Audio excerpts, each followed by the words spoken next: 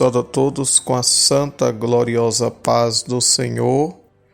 É com muita alegria, meus amados irmãos e amigos, que eu venho até você nesse exato momento, por meio deste programa, trazer uma palavra de Deus para o teu coração.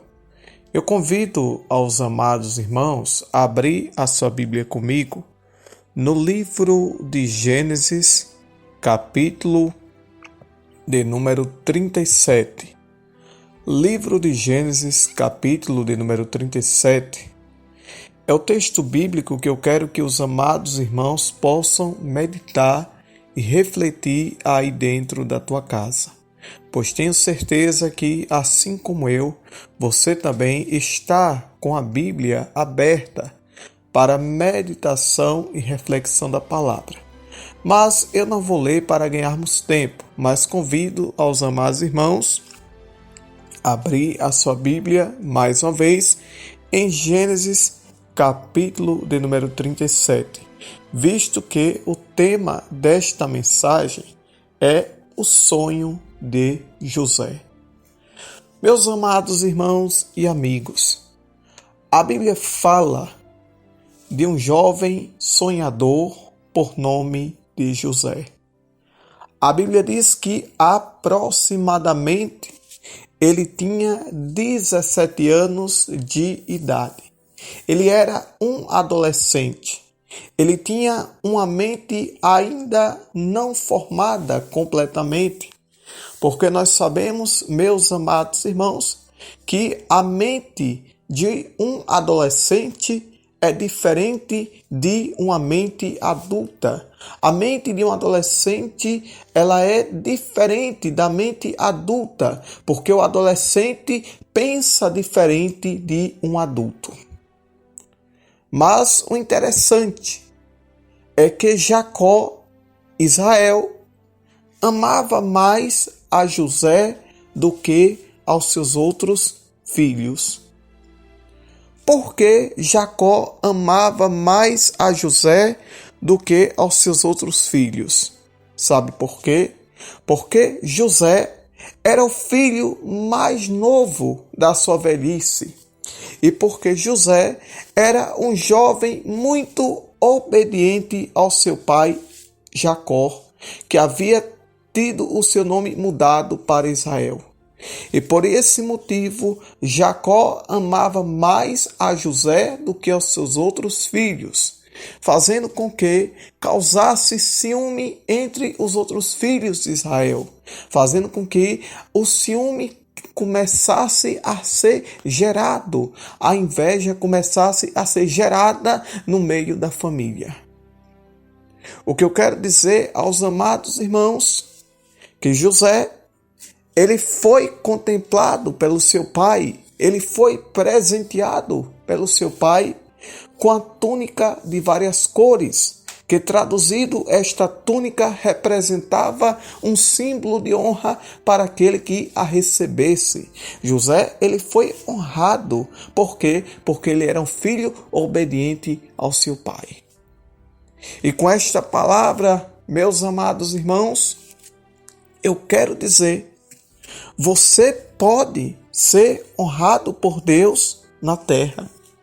Você pode ser exaltado por Deus na terra. Deus pode te colocar em um lugar de destaque na terra. Mas para isso, você precisa de algo que é importante, imprescindível e que não pode faltar jamais sobre a sua vida. Você tem que ter obediência. Quando a gente é verdadeiramente obediente a Deus, tenha certeza que Deus, ele começa a exaltar. Quando a gente é verdadeiramente obediente a Deus, tenha certeza que Deus, ele começa a levantar. Quando a gente é verdadeiramente obediente a Deus, tenha certeza que Deus, ele começa a colocar a nossa pessoa, ele começa a colocar a sua vida em um lugar de destaque. Mas tem que ser obediente. Tem que ser obediente. E sobre a obediência, eu também trago algo muito importante. Em toda instituição, seja ela secular, divina ou religiosa, sempre existiu uma liderança. E essa liderança, aquele que era liderado, era sujeito à obediência, ou seja, era sujeito a obedecer. O que acontece é que hoje muitas pessoas não querem obedecer. O que acontece é que hoje muitas pessoas não querem obedecer. Sabe por quê? Porque Deus, muitas das vezes, tem sido esquecido. Sabe por quê? Porque muitas das vezes a pessoa tem perdido o temor da palavra. Mas quando ela crê e obedece verdadeiramente a Deus e tem o temor da palavra, ela sabe e entende que deve obediência a Deus, sim, mas deve obediência àquele que Deus colocou à frente como líder. Como é que Deus é esquecido? Quando as pessoas deixam de obedecer. E quando o filho deixa de obedecer ao pai, se torna rebelde. E nós, meus amados, não podemos ser rebeldes. A gente temos que ser obediente a Deus. Quando a pessoa é rebelde, não quer obedecer a Deus. Quando a pessoa é rebelde, não quer obedecer ao pastor que Deus levantou para liderar o rebanho. Quando a pessoa é rebelde, não quer obedecer às autoridades que foram constituídas por Deus. E eu pergunto para você, quando a gente não obedece, quando a gente é desobediente, o que é que acontece com o desobediente? O que é que acontece com o rebelde? O que é que acontece com essa pessoa? Ela deixa de ser abençoada por Deus. Deus não levanta, Deus não exalta e Deus não coloca em lugar de destaque. E eu posso falar de obediência para você? Sabe por quê? Porque eu estou falando com base bíblica. Eu posso falar de obediência para você, sabe por quê? Porque nós estamos mostrando um texto bíblico. Por que José foi honrado por Jacó, por Israel? Porque era um filho obediente. E muitas pessoas hoje não querem obedecer a Deus. As pessoas não querem obedecer ao pastor que Deus colocou na frente da obra. O pastor prega a verdade, mostra na palavra, mostra o caminho pela Bíblia Sagrada, pela palavra de Deus, e a pessoa não quer obedecer. Porque diz, olha, eu só obedeço a Deus, mas se você obedece a Deus, tem que entender na tua mente e colocar dentro do teu coração que Deus levantou o pastor como líder para liderar e guiar o rebanho pelo caminho certo que leva para o céu.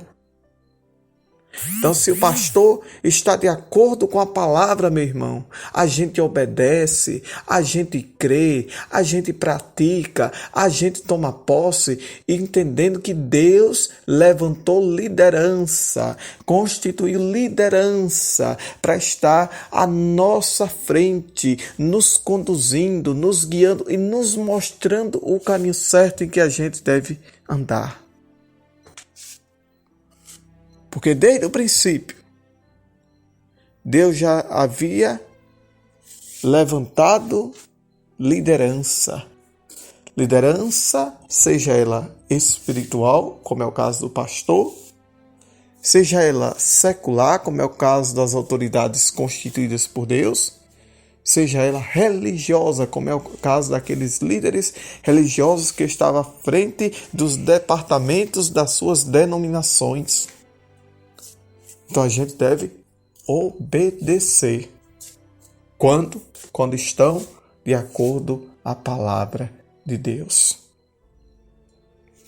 Outra coisa que eu posso falar sobre esse texto em que a gente está refletindo nesta noite é que José, ele era um jovem simples. Como eu falei no início, não tinha uma mente madura, não tinha uma mente amadurecida. Todo sonho que ele tinha, ele contava para as pessoas.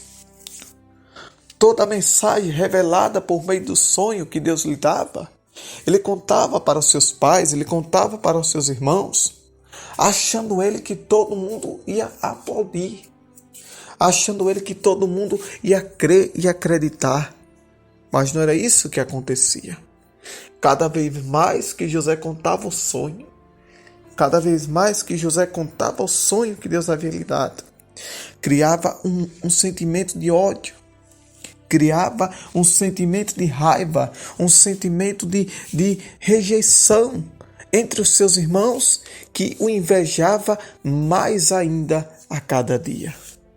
O que é que eu aprendo com isso? É que quando Deus dá uma visão a gente, quando Deus dá uma revelação a gente não vai contar para todo mundo. Sabe por quê? Porque nem todo mundo está preparado. Sabe por quê? Porque nem todo mundo crê. Sabe por quê? Porque nem todo mundo acredita. Sabe por quê? Porque tem pessoas que têm inveja daquilo que Deus vai fazer na minha e na tua vida. Pessoas que não são motivadoras. Não, são pessoas desmotivadoras. Que chega, como quem sabe já tem chegado para mim, para você, dizendo: não vai acontecer, Deus não faz, não vai ser assim. Mas, irmão, se foi Deus quem falou, a palavra se cumpre. Se foi Deus quem falou, o projeto do Senhor se cumpre na minha e na tua vida, na hora e no tempo certo. Mas o problema é que a gente tem aquela simplicidade de novo convertido, aquela simplicidade na fé, e começa a contar tudo para todos, achando que todo mundo vai aplaudir, achando que todo mundo vai acreditar, vai crer. Não vai não, irmão. Só os espirituais entenderão o mistério e a revelação da palavra nesta noite. Eu tenho certeza, meu irmão, que Deus está falando com você. Eu tenho certeza, minha irmã, que Deus está falando com você por meio desta palavra ministrada. Só aqueles de oração, só aqueles espirituais vão entender essa mensagem nesta noite, porque eu tenho certeza que Deus está falando com alguém através desta pregação nesta noite. Deus está renovando alguém, Deus está fortalecendo alguém e Deus está orientando alguém que não se deve contar tudo para todos, porque nem todos entendem o mistério de Deus na nossa vida. Eu queria falar muito mais coisas sobre esse texto, que dá para extrair muitas mensagens boas e edificantes, mas o tempo não nos permite. Mas tenho certeza que Deus falou com você nesta noite, em nome de Jesus.